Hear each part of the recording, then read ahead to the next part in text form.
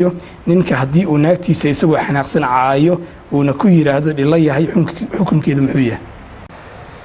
alxamdulilah horta labada isqabaay gaar ahaan inay iscaayaan ma banaana. isagu inuu dhilla yiraahdo, isagu dhilla inay tiraahdo, in khaniis la isku yiraahdo, in wacal la isku yiraahdo, in tuug la isku yiraahdo, in la iscaayo eraygu dooniba ha noqdee ma banaana. muslimka guud inta meel isugu yimaadaan nin walba dantiisa raacanayaaba la diiday inay iscaayaano oo nabigu alayhi salaam laysa almu'minu bil-lahaani wala at-ta'aani wala al-faahish al-badi. labada guri ku wada nool inay iscaayaan waliba ay foolxun iscaayaan ma banaana. arintaasi qoyska Soomaaliyeed ha ka waansamaan, ha ka waantoomaan caytanka iyo aflagaadada iyo sida reer laguma dhaqo. xanaaquna inuu xuduud yeesho ku fiican yahay. taasi waa masalada koobaad. masalada labaad, ninkani hadalka aad tiri waa qadaf. dalaaq maaha laakiin waa qadaf. waa gabadhii waxaad ku sheegtay inay zinaysatay, zaaniyata.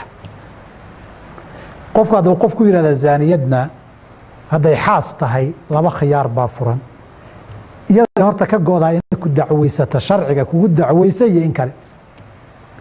hadday sharciga kugu dacwayso laba khiyaar baa kuu furan.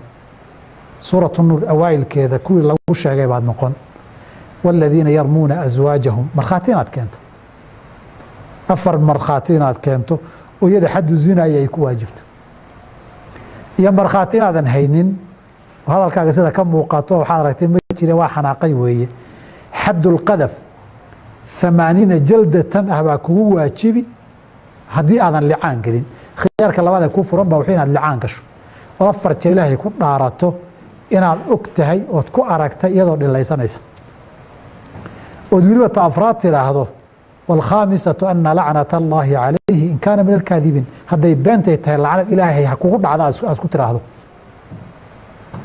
inay lacnad ilaahay kugu dhacda ilaahay ku weydiisato. marka shanaad inta haddaad samayso aakhara un xisaabteeda maana adduunka jadalka waad ka nabadgeli.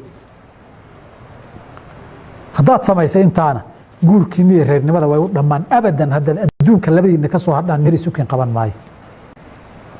wixii intaa ka soo haray waa markhaati ma haya licaanna geli maayo. iyadina hadday kugu dhagan tahay fajliduhum 80 jaldatan waaye. 180 shaabuug oo jeedan lagu dhufta waaye. 2 walaa taqbaluu lahum shahaadatan abadan. weligaana markhaati ka adamba la aqbali maayo ilaa si caad uga toobad keento.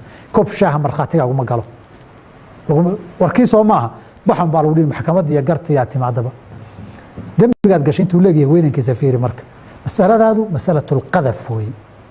ilaahay u toobad keen iyadana cafis weydiisa. billahi tawfiiq.